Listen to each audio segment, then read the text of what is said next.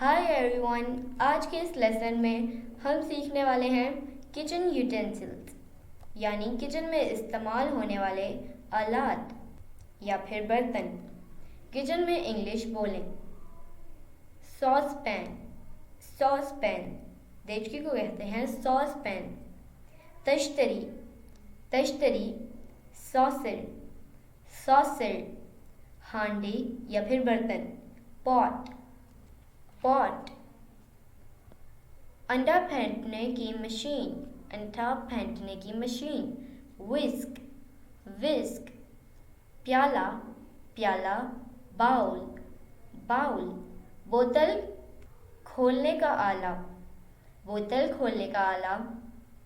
बोतल ओपनर, बोतल ओपनर। बड़ा चमचा, बड़ा चमचा। लैडल, लैडल, लकड़ी का चमचा, लकड़ी का चमचा। Wooden spoon, wooden spoon. बड़ी छलनी, बड़ी छलनी। कोलांडर, कोलांडर। यहाँ पर प्रिंटिंग मिस्टेक है, यहाँ पर लाम नहीं है, छन्नी, बड़ी छन्नी। कोलांडर। चाकू छुरियाँ, चाकू छुरियाँ। Knives, knifes.